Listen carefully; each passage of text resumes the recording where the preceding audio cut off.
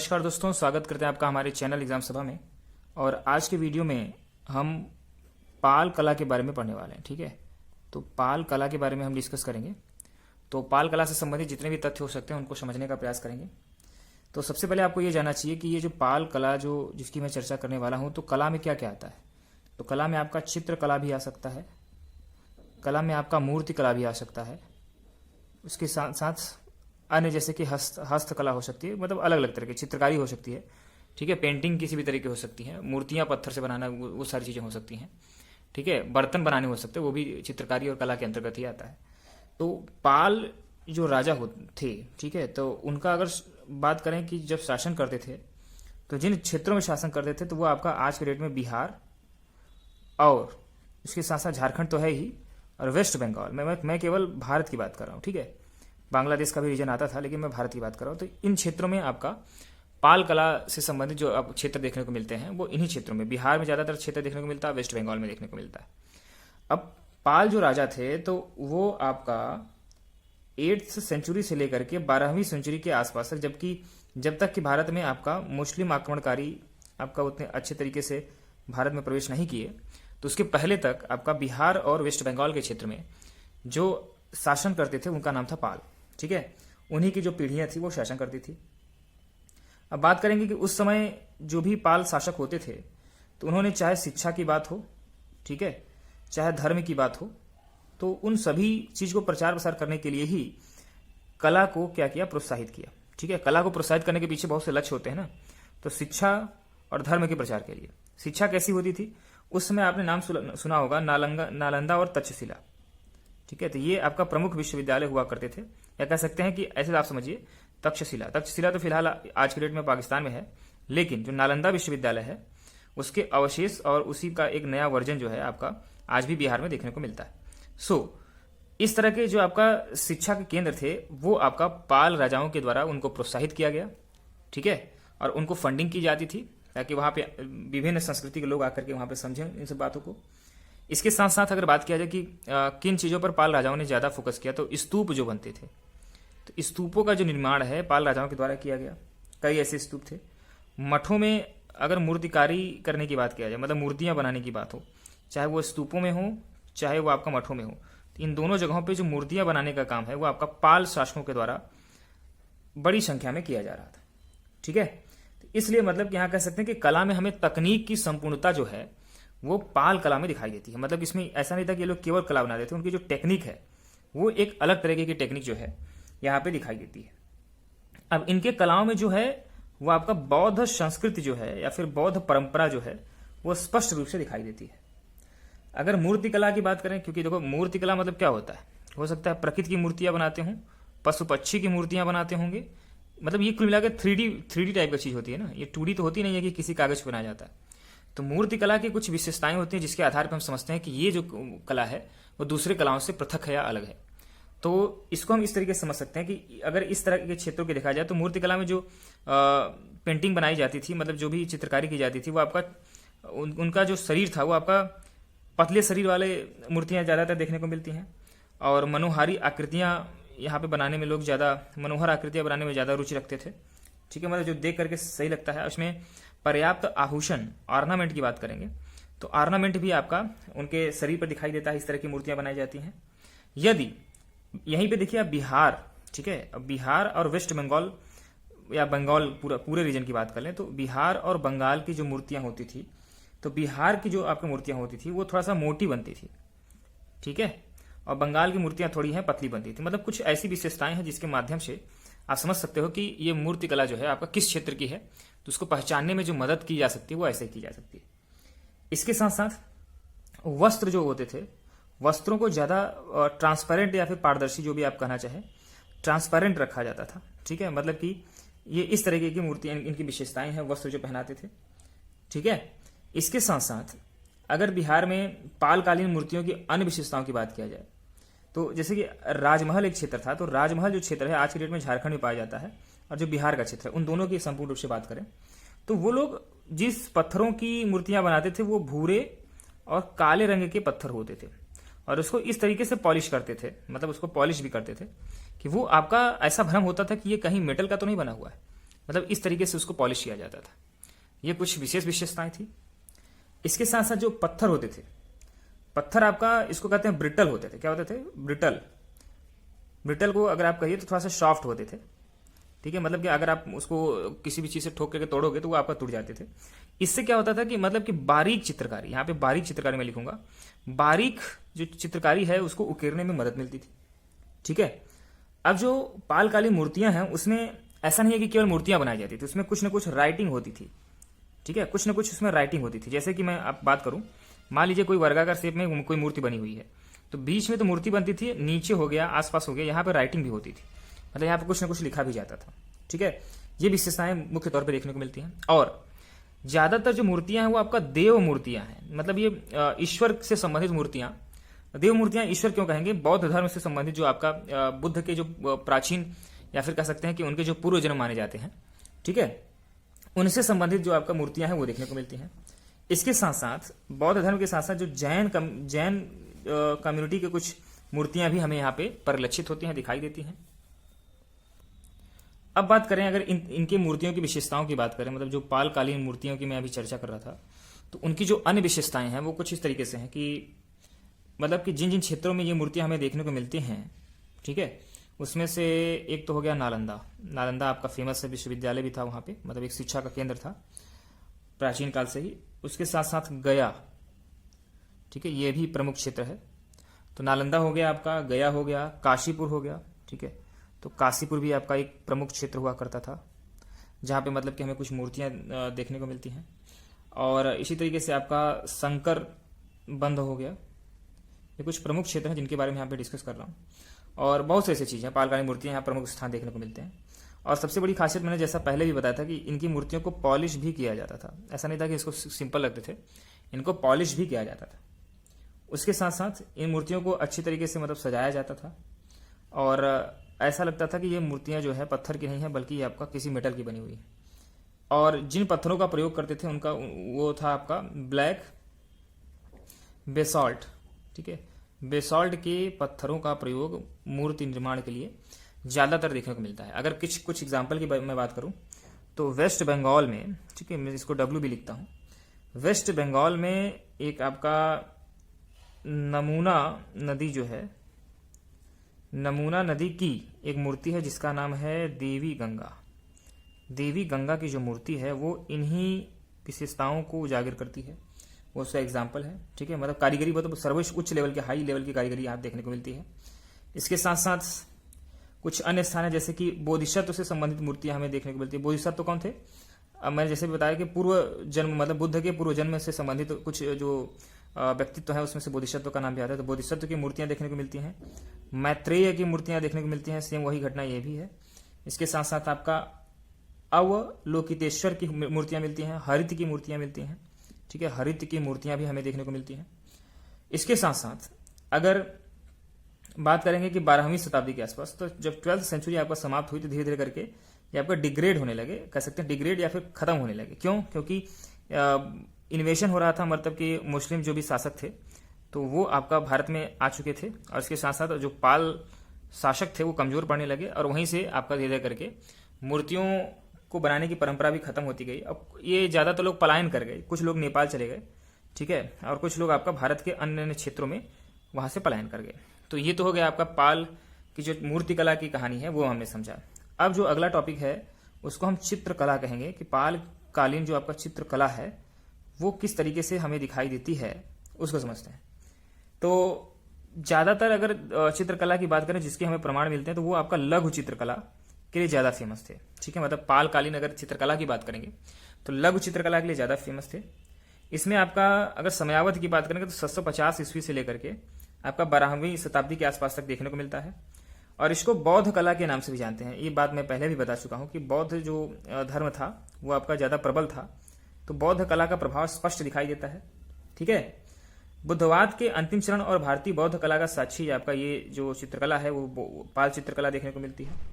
बौद्ध के विषय में जो जैसे कि ताड़पत्र हो गया, ठीक है, तो ताड़पत्रों में चित्रकारी प्रारंभ हो चुकी थी, मतलब कि पाल कला संस्कृति के अंतर्गत। इसके साथ साथ ऐसा भी देखने को मिलता है कि ताड़पत्रों में जो आपको चित्रकारी की जाती थी उनका वर्कशॉप का भी आयोजन किया जाता था, जिसको हिंदी में कह सकते हैं कि कार्यशाला, क्या कह सकते हैं, कार्यशाला।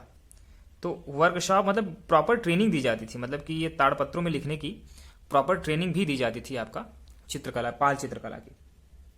इसके साथ साथ ढेर सारी पांडुलिपियां देखने को मिलती हैं। पांडुलिपि क्या होती है कि अलग अलग लिपि का मतलब होता है कि जैसे कि देवनागरी एक लिपि है, क्या है, देवनागरी स्क्रिप्ट इसको कहते हैं, इंग्लिश में कहते हैं देवनागरी एक लिपि है आपका, इसको इंग्लिश में स्क्रिप्ट बोलते हैं। तो अलग अलग स्क्रिप्ट में लिखी जाती है, जैसे कि ये आपका जो हिंदी हम लोग लिखते हैं ना, तो देवनागरी लिपि में लिखते हैं, संस्कृत देवनागरी लिपि में लिखी जा सकती है, और भी लिपि लिखी जाती है। अब उसके बाद क्या होता है कि इसमें जैसे कि मैंने बताया कि नालंदा जैसे विश्वविद्यालय जो है वहाँ पर फल फूल रहे थे, तो वहाँ पे भी हमें कुछ ऐसे क्षेत्र दिखाई देते जहाँ पे विदेशों से लोग आते थे और इसको वर्कशॉप अटेंड करते थे या फिर यहाँ पे शिक्षा ग्रहण करते थे। तो वो भी चीज़ें हमें यहाँ पे देखने को मिलती है। तो यहाँ पे कुछ जो इंपॉर्टेंट विदेशी आते थे तो उनकी अगर चर्चा करेंगे, जैसे नेपाल हो गया, ठीक है, आज भी मतलब उनकी भी चित्रकारी से अगर हम मिलाते हैं तो हाँ लगता है कि हाँ ये लोग आए हुए होंगे, तभी यहाँ से सीख के गए हैं। इसी तरीके से तिब्बत की बात करें तो तिब्बत की चित्रकारी का प्रभाव दिखाई देता है पाल चित्रकारी में। वर्मा, जिसको म्यांमार के नाम से जानते हैं, उसका भी चित्रकारी का प्रभाव दिखाई देता है। श्रीलंका की चित्रकारी का कुछ अंश जो है वो यहाँ पे हमें दिखाई देता है, उस तरह के लक्षण दिखाई देते हैं। तो ये आपका ज़्यादातर बौद्ध मत से संबंधित है। किससे थे? बौद्ध मत से संबंधित चित्रकारी ही यहाँ पे देखने को ज़्यादातर मिलती थी। अब इसके साथ साथ जो हम चित्रकारी की बात कर रहे हैं तो उसमें आपको यह भी जानना चाहिए कि जो शैली है, ठीक है, तो उस शैली में, उस चित्रकारी शैली में जो आपका पाल चित्रकारी शैली है, ऐसा कोई मतलब क्लासिफिकेशन नहीं है, लेकिन मतलब उसको मोटा मोटी आप ये हिसाब समझ सकते हैं।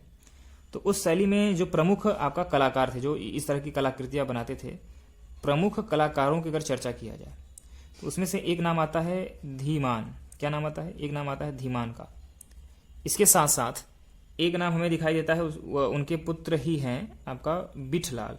क्या यहाँ बिठ मैं लिख रहा हूँ, बिठलाल, वह भी दिखाई देते हैं कि हाँ उन्होंने भी ऐसा कुछ काम किया है उसके। तो अब इसका कुछ विशेषता पढ़ते हैं, मतलब कि कुछ विशेष रूप से जो उल्लेखनीय चीज़ें हमें दिखाई देती हैं पाल शैली के जो कला हैं उसमें। तो आप ये समझिएगा कि इसमें चक्रदार रेखाएं, कैसी, कर्वेचर, चक्रदार रेखाएं जो हैं खूब यूज होती थी। चक्रदार मतलब कि सर्किल, इसको इंग्लिश में कहते हैं कर्व।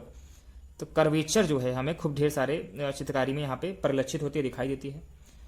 और इसमें वर्ण की हल्की सी मतलब कि आभा दिखाई देती है, मतलब कोई भी अगर वर्ण लिखा जाता है तो उसके आसपास जो है चमकदार चीज़, जैसे मैं राम लिखता हूँ, ठीक है, तो राम लिखा है तो इसके आसपास थोड़ा सा चमकदार चीज़ें दिखाई देती हैं। तो इस तरह की विशेषता इसमें देखने को मिलती है। और इस शैली का जो खासियत है वो आपका एक कहीं और मिलता है, जिसका नाम है अजंता की गुफाओं में जो चित्रकारी हुई है उसमें बहुत ढेर सारी सिमिलरिटी जो है, तो सिमिलर मैं लिख देता हूँ, तो बहुत ढेर सारी सिमिलरिटी जो है हमें यहाँ पे दिखाई देती है पाल शैली के जो कला है उसमें भी। और जो चित्र हैं वो आपका ज़्यादातर ताड़पत्र में बनाए जाते हैं। किसमें? ताड़पत्र में बनाए जाते हैं, ये भी आप जान लीजिए। और ताड़पत्र में अगर बात किया जाए तो कुछ ऐसा है, जैसे मान लीजिए स्क्वायर तो नहीं, मतलब बीच में क्या है, फोटो बनी है, ये आपका फोटो वाला पोर्शन है, और यहाँ पे स्क्रिप्ट लिखी है, यहाँ पे लिखावट है, स्क्रिप्ट है, मतलब कुछ ना कुछ लिखा हुआ है, और यहाँ पे आपका फोटो है, मतलब मोटा मोटी हिसाब मैं ऐसे बता दे रहा हूँ आपको कि यहाँ पे फोटो है, यहाँ पे स्क्रिप्ट लिखी हुई है। कुछ इस तरीके की चित्रकारी होती थी। अगर बात करें जिन रंगों का प्रयोग होता था तो उसमें से आपका एक तो रेड हो गया, ये बहुत बड़ी चीज़ है कि पुराने ज़माने में भी लोगों को कलर के बारे में पता था। एक तो आपका ब्लू हो गया, ठीक है, इसके साथ साथ आपका येलो हो गया, ठीक है, ये कुछ इंपॉर्टेंट कलर थे जो उन लोगों को पता थे। एक आपका ब्लैक कलर हो गया जो कि उन लोगों को पता था। वाइट तो भाई पता ही था। तो ये कुछ इंपॉर्टेंट कलर थे जिससे वो पेंटिंग करते थे, ठीक है, ये 5 कलर आप याद रखिएगा। इसके साथ साथ अलग अलग तरह की मतलब कि अन्य विशेषताएं भी देखने को मिलती हैं जो कि उनकी चित्रकला में है। अगर बात करेंगे कुछ एग्जाम्पल की बात करेंगे तो आपका इंग्लैंड में, ठीक है, क्योंकि आप जानते हो कि 200 सालों तक जब अंग्रेज यहाँ पे थे तो बिहार के क्षेत्र से बहुत सी चीज़ों को वो ले गए थे। तो इंग्लैंड में आपका ऑक्सफोर्ड यूनिवर्सिटी का आपने नाम सुना होगा, तो ऑक्सफोर्ड एक पुस्तकालय है, वहीं के अंदर बोधलेयन पुस्तकालय, इसको मैं हिंदी में लिखता हूँ, बोधलेयन पुस्तकालय, जो कि ऑक्सफोर्ड यूनिवर्सिटी के अंतर्गत ही है।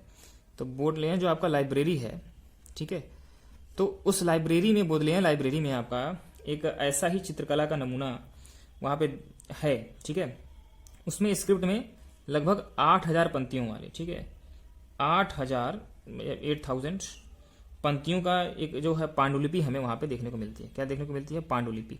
और ये जो पांडुलिपि जो लिखी गई है वो पांडुलिपि आपका इसी तरीके के एक ताड़पत्र में लिखी गई। किसमें? एक ताड़पत्र में लिखी गई है। वो हमें बोधलेयन लाइब्रेरी इंग्लैंड में देखने को मिलती है। अब बात करेंगे कि ये ताड़पत्र किसने बनवाया होगा। तो अगर उसके बारे में जानना है तो आप जान लीजिए, जो राजा रामपाल थे, ठीक है, राजा रामपाल, तो उनके द्वारा ये आपका बनवाया गया था। और ये आपका 15वीं शताब्दी 15th सेंचुरी में ये देखने को मिलता है। और नालंदा मठ के 11वीं शताब्दी के अंतिम चतुर्थांश में ये रचा गया था पांडुलिपियां। ये जो जिस पांडुलिपि की मैं बात कर रहा हूँ, ठीक है।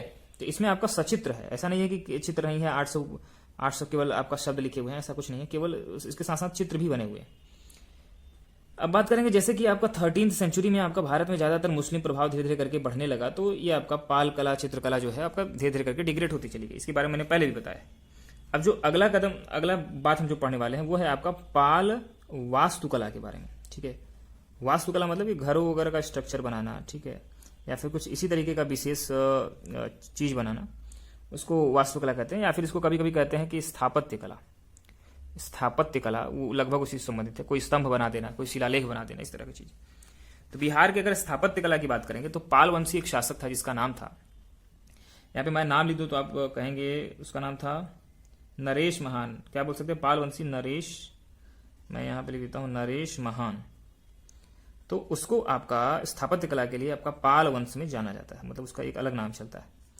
तो और उस राजा ने क्या किया था, चाहे विक्रमशिला की बात करें, मैं शॉर्टकट में लिख रहा हूँ, वी लिख दे रहा हूँ, विक्रमशिला की बात करें, उसके साथ साथ ओदंतपुरी की बात करें, ठीक है, ओदंतपुरी को ओ से लिख दे रहा हूँ, ऐसा होगा नहीं, नालंदा की बात करूं, ठीक है, इसके साथ साथ सोमपुरी की बात करूं। तो ये कुछ ऐसे इंपॉर्टेंट क्षेत्र हैं जहां पे आपका बौद्ध विहार और मठ बनाएगा। मतलब स्थापत्य मतलब क्या होता है? विहार मतलब एक घर टाइप का चीज होती है जहां पे बौद्ध भिक्षु रहते हैं। तो विहार और मठों की स्थापना जो है वो किसके? नरेश महान, पाल शासक नरेश महान के द्वारा बौद्ध विहार और मठों की स्थापना की गई थी, ठीक है। इसके साथ साथ मठों का निर्माण जो है आपका उदंतपुरी में एवं सोमपुरी में करवाया गया है। काशी का जो आपका में एक महिपाल शासक था, कह या फिर एक संभ्रांत व्यक्ति था, तो उस महिपाल शासक ने काशी का रहने मतलब बनारस के रहने वाला था। तो उस शासक ने क्या किया था, कई मंदिर बनाए, लगभग 1000 के आसपास मंदिरों का निर्माण करवाया था। उसके साथ साथ मतलब 1000 मंदिर बनवाया और कुछ भवन निर्माण भी करवाया था उसने, ठीक है। भवन निर्माण भी उसका कुछ इंपॉर्टेंट रोल देखने को मिलता है। इसके साथ साथ विक्रमशिला में महाविहार की स्थापना जो है आपका धर्मपाल के द्वारा कराई गई थी, मतलब विक्रमशिला, ठीक है। यहाँ पे मैं उसको शॉर्टकट में लिखता हूँ विक्रमशिला। विक्रमशिला में आपका धर्मपाल के द्वारा, किसके द्वारा? धर्मपाल के द्वारा एक महाविहार की स्थापना की गई थी, महाविहार की स्थापना की गई थी। इसके साथ साथ रामावती नामक एक नया नगर जो है आपका रामपाल के द्वारा बसाया गया था। अब अगला शासक जो आपका रामपाल है उसके द्वारा एक नगर बसाया गया था जिसका नाम था रामावती, ठीक है। रामावती एक नगर की स्थापना जो है वो आपका रामपाल के द्वारा करवाई गई थी। अब आगे मैं क्या करूंगा कि आपको कुछ इंपॉर्टेंट चित्रकलाओं के बारे में बताऊंगा। किसके बारे में? इंपॉर्टेंट चित्रकला के बारे में बताऊंगा। तो एक पटना कलम के नाम से आपका फेमस है, पटना कलम के नाम से, और उसको कई लोगों ने मर्ज करके अलग अलग क्षेत्रों में इसको विकसित किया। जैसे कि इसको पटना कलम चित्र शैली कहते हैं। क्या कहते हैं? पटना कलम चित्र शैली। चित्र शैली ज्यादातर आपका छोटे क्षेत्र में, जैसे कि छोटा कागज का, आज के डेट में जैसे A4 साइज पेपर आता है ना, उसी तरीके पेपर में आपका यहाँ पे बनाया जाता था। और ये जो चित्र शैली है उसको पटना में विकास हुआ था इसका, मतलब इसको पटना इसका विशेष मूल स्थान है, इसीलिए इसको पटना शैली के नाम से भी जानते हैं। तो ये बात आपको समझ में आ गई होगी। इसको कभी कभी कंपनी शैली के नाम से भी जानते हैं, ठीक है, क्योंकि ये अंग्रेजों को अच्छा लगता था। अंग्रेजों के कई अधिकारियों ने इसको सपोर्ट करके कई ढेर सारी चित्रकला या चित्र बनवाए थे, ठीक है, इसी A4 साइज पेपर वगैरह में। तो वो भी आपका देखने को मिलती है। अगर इसकी विशेषताओं की बात करें, मतलब क्या विशेष बात है इसमें, तो उसको बारी बारी से चर्चा कर लेते हैं। यही सब चीजें जो है आपका इंपॉर्टेंट है, ठीक है। तो पहली बात आपका छोटे होते थे, मतलब स्मॉल होते थे, साइज जो होती थी उसकी स्मॉल होती थी, छोटे होते थे। उसके साथ साथ ये आपका कई अन्य वस्तुओं में भी बनाया जाता है, जैसे हाथी दांत हो गया, तो हाथी के दांत में चित्रकारी कुदेरते, मतलब उसको बनाए जाते थे। इसके साथ साथ चमड़ा पर भी चित्रकारी की जाती थी।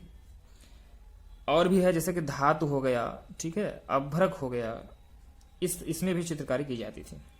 इसके साथ साथ पटना कलम जो है आपका ब्रिटिश जो आपका वाटर कलर है, पहले मतलब वाटर कलर नहीं पता था, लेकिन जब वाटर कलर पता चला तो वाटर कलर के साथ भी इसको मिक्स करके, जो वाटर कलर प्लस पटना का जो चित्र शैली थी उसको बना करके बड़ी अच्छी कलाकृतियां जो है वो आपका कंपनी, जो मैंने कंपनी कलम शैली की बात की है, उसमें दिखाई देता है।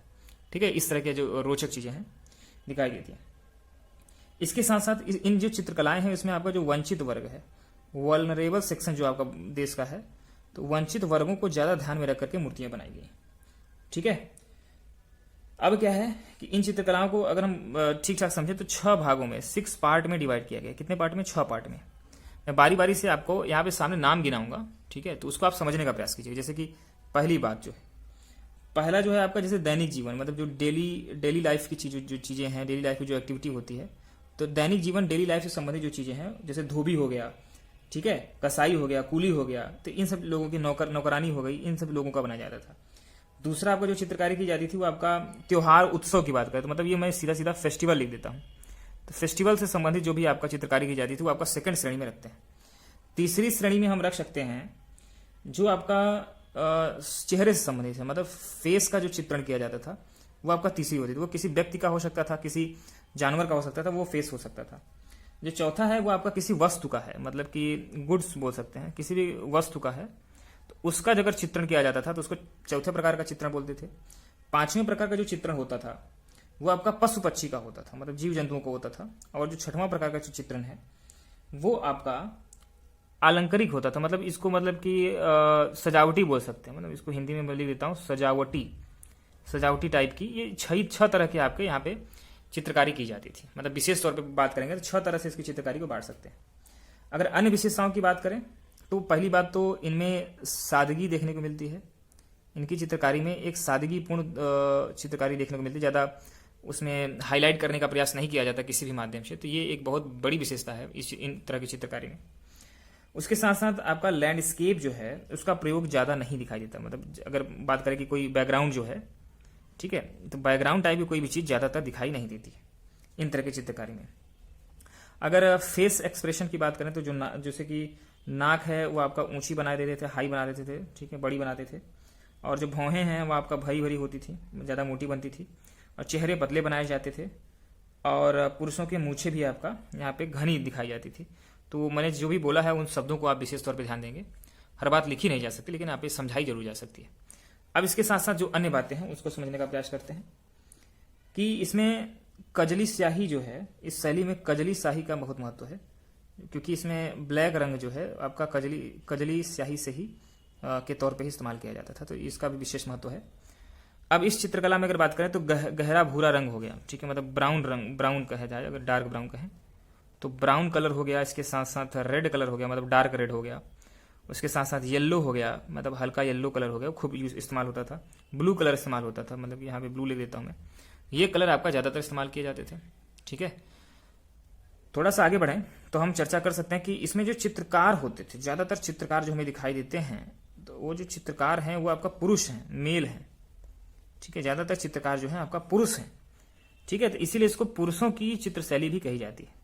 इसमें जो प्रमुख चित्रकार हैं उनका नाम अगर नहीं लेते तो ये आपका वीडियो पूरा ही नहीं होगा। इसमें एक नाम है आपका सेवक राय। क्या नाम है? सेवक राय साहब थे। इसके साथ साथ आपका हुलास लाल हो गए, इनको मतलब एचएल लिख देता हूँ, इसको आप समझ लीजिएगा। इसी तरीके से आपका जयराम दास हो गए, जेडी हो गए। इसके साथ साथ आपका शिवदयाल लाल हो गया, ठीक है, शिवदयाल लाल एसएल हो गए। तो ये लोग आपका कुछ प्रमुख चित्रकार थे समय के, सब आपका बात किया जाए सब पुरुष ही थे ज़्यादातर। शिवदयाल लाल के द्वारा एक मूर्ति बनाई गई थी जिसको हम रागिनी गंधारी चित्र कहते हैं, वो आपका बहुत अच्छा बनाया गया था, मतलब मुस्लिम निगाह का एक दृश्य है, वो आपको बनाया गया था उनके द्वारा। महादेव ने बनाया था, महादेव लाल ने क्या बनाया था? रागिनी गंधारी, मतलब यहाँ पे मैं रागिनी लिख देता हूँ, तो रागिनी, ठीक है, रागिनी गंधारी जो चित्र है वो आपका महादेव के द्वारा बनाया गया था, एमडी के द्वारा बनाया गया था।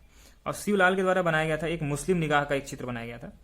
तो मतलब इसी मतलब क्षेत्र में बात करें तो पटना शैली की, तो ईश्वरी प्रसाद वर्मा का आपने नाम सुना होगा। तो ईश्वरी प्रसाद वर्मा जो है, तो ईश्वरी प्रसाद वर्मा, मैं पूरा नाम नहीं लिखूंगा लेकिन ईश्वरी जरूर लिखूंगा। तो यहाँ पे ईश्वरी प्रसाद वर्मा जो जी हैं, तो वो आपका पटना शैली के ही लगभग बात करें तो सबसे अंतिम चित्रकार माने जाते हैं, मतलब जो विशेष तौर पर देखा जाए तो पटना शैली के अंतिम चित्रकार जो है ईश्वरी लाल को माना जाता है, ईश्वरी प्रसाद वर्मा को माना जाता है। 20वीं सदी के अंतर्गत आते हैं आपका वो पटना शैली धीरे धीरे समापन हो गया। फिलहाल पटना शैली का जो विकास है, अब पटना शैली की अगर बात किया जाए, ठीक है, तो उसमें एक चीज़ आप ध्यान रखिएगा कि पटना शैली में जैसा कि मैंने बताया कि ईश्वरी लाल, ठीक है, ईश्वरी प्रसाद वर्मा IPV जो है वो आपका 20वीं सदी के आसपास के 20th सेंचुरी के आसपास के अंतिम लास्ट आपका पटना शैली के चित्रकार माने जाते हैं। लेकिन आज भी आपका बहुत से मतलब ऐसे कॉलेज और म्यूजियम बनाए गए हैं जहाँ पे इन चित्रकारियों को सुरक्षित रखा जाता है। जैसे कि एक आपका पटना आर्ट कॉलेज है, PAC है। इसके साथ साथ आपका पटना म्यूजियम एंड खुदा बख्श लाइब्रेरी है। तो इनमें आपका इस तरह के जो शैली के चित्र जो हैं वो उनको सुरक्षित रखा गया है, वहां आप जाकर के देख सकते हैं। ठीक है, मतलब अगर मान लीजिए कोई जानना चाहे कैसे है। इसके साथ साथ 2010 में बिहार गवर्नमेंट ने क्या किया, ठीक है, बिहार में ही पाया जाता है, तो बिहार गवर्नमेंट ने क्या किया, विशेष तौर पे जो सांस्कृतिक धरोहर है उसके बारे में जागरूकता फैलाने के लिए पटना कलम के जो चित्रों के थीम हैं उनको थीम कैलेंडर में, अगर जैसे हर प्रदेश आपका अपना एक थीम कैलेंडर निकालती है, तो पटना का जो आपका जो बिहार का थीम कैलेंडर है उसमें कुछ इसी तरह के शैली की जो चित्रकारियां हैं, जो चित्र बनाए गए हैं उन्हीं को यहाँ पे प्रकाशित किया गया। तो उससे कहीं ना कहीं मतलब उनको जागृत करने का प्रयास है कि हम अपने हिस्ट्री की तरफ लौटे कि हमारे हिस्ट्री में क्या कुछ था। तो वो आपका बिहार गवर्नमेंट द्वारा ऐसा किया जा रहा है। अब बात करेंगे अगले वीडियो में मधुबनी पेंटिंग के बारे में। ठीक है, मधुबनी पेंटिंग आपने खूब सुना होगा, ये किसी भी एग्जामिनेशन में अगर आप जाते हो तो इसमें से प्रश्न जरूर पूछे जाते हैं। तो मधुबनी पेंटिंग के बारे में कुछ विशेषताएं और उसके बारे में उसका बात करें तो मंजूषा पेंटिंग से ये कैसे अलग है उनके बारे में डिस्कस करेंगे। इसी तरह के वीडियोस देखने के लिए हमारे चैनल को आप सब्सक्राइब कर सकते हैं। धन्यवाद।